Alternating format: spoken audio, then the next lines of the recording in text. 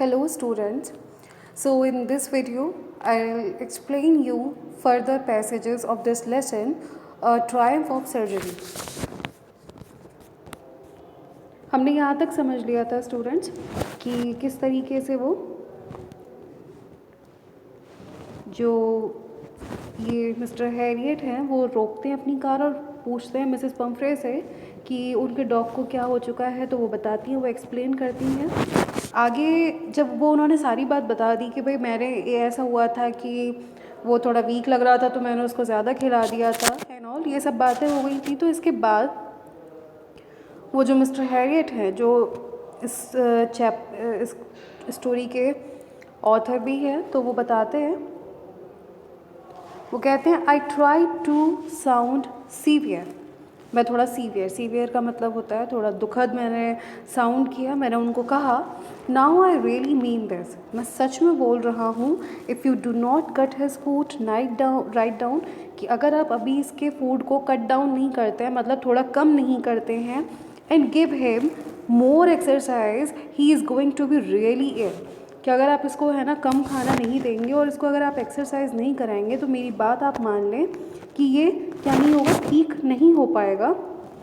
You must harden your heart, तुम्हें अपने हृदय को हार्डन मतलब सख्त करना पड़ेगा। ये कौन कह रहा है? हैरियट कह रही है किससे? हैरियट कह रहे हैं पम्फ्रे से, कि आपको अपने हृदय को थोड़ा सख्त बनाना पड़ेगा एंड कीप हिम और अ वेरी स्ट्रिक्ट डाइट, और बहुत ही ज़्यादा स्ट्रिक्ट डाइट पर इसको क्या करना पड़ेगा, रखना पड़ेगा। मिसेस पम्फ्रे रंग हर हैंड्स, मिसेस पम्फ्रे जो है वो अपने हाथों को कस लेती हैं।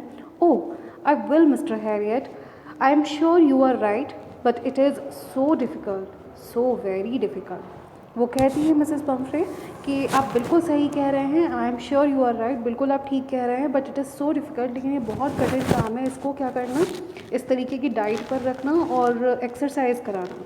शी सेट ऑफ, वो निकल चली, हेड डाउन, अपने सिर को थोड़ा नीचे गिरा के अपना सिर लटकाते हुए वो चल देती हैं। शी सेट ऑफ का मतलब वहाँ से निकल लेती हैं अलोंग द रोड, यानी रोड पर।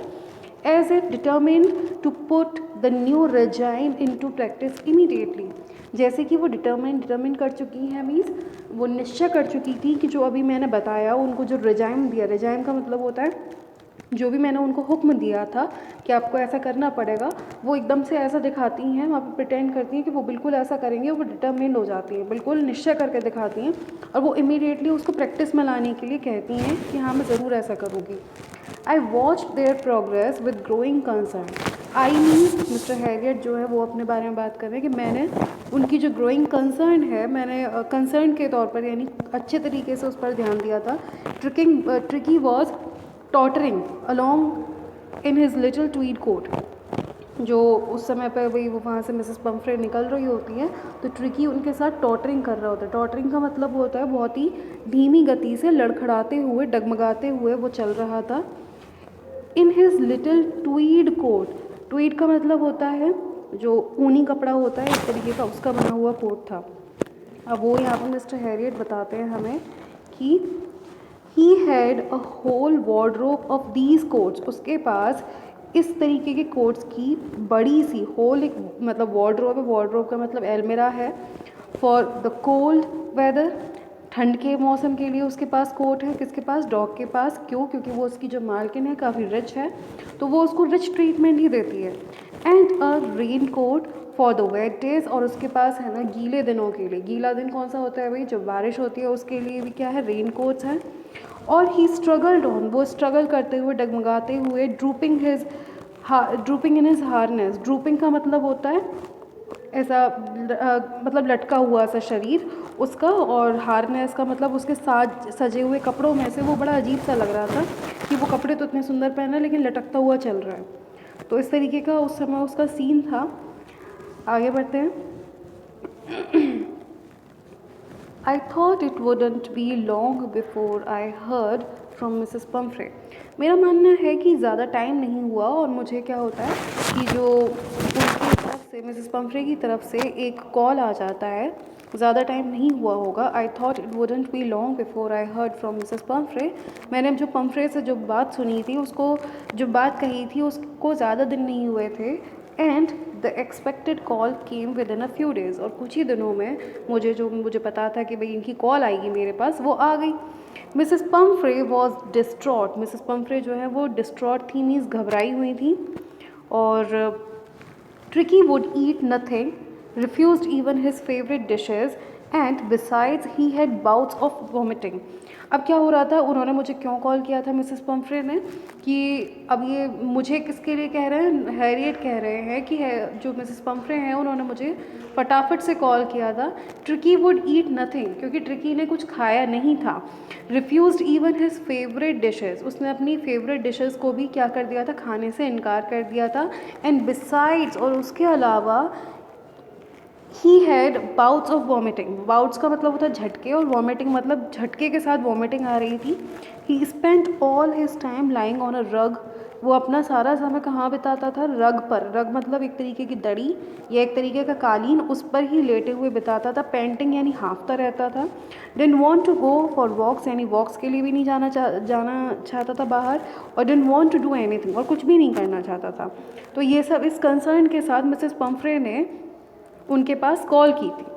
आगे बढ़ते हैं।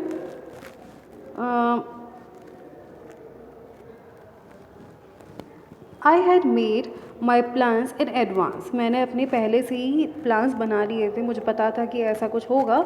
तो आई किसको कहा जा रहा है, किसको रेफ़र किया जा रहा है, आई यहाँ पर मिस्टर हैरियट को रेफ़र किया जा रहा है कि I had made my plans in advance, मैंने अपने एडवांस में प्लान बना लिया था।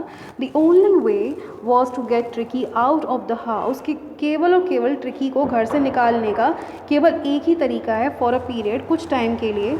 I suggested that he be hospitalized for about a fortnight to be kept under observation। मेरा मानना ये था कि ट्रिकी को क्या कर दिया जाए, हॉस्पिटलाइज कर दिया जाए फॉर अ फोर्टनाइट। फोर्टनाइट का मतलब होता है पखवाड़ा, मीन्स एक 15 दिन का जो समय होता है, उस 15 दिन के समय के लिए उसको क्या कर दिया जाना चाहिए, एडमिट कर दिया जाना चाहिए हॉस्पिटल में।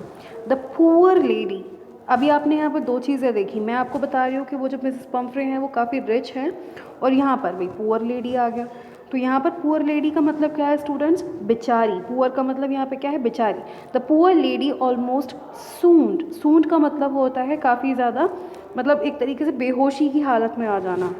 ऑल्दो वो मतलब पूरी तरह से बेहोश नहीं हुई थी, लेकिन उनके ऊपर एक तरीके से बेहोशी की हालत आ गई थी, ये सुनकर कि उसको एडमिट करना पड़ेगा। She was sure he would pine and die if he did not see her every day, वो जानती थी कि वो यानी जो डॉग है, अगर वो मिसेस पम्फ्रे को, अपनी मिस्ट्रेस को, अपनी मालकिन को अगर रोज़ नहीं देखेगा तो वो क्या हो जाएगा, पाइन। पाइन का मतलब जो अपनी बहुत ज़्यादा इच्छा प्रकट करेगा उनको देखने के लिए, और अगर वो नहीं देख सका तो वो क्या होगा, मर जाएगा।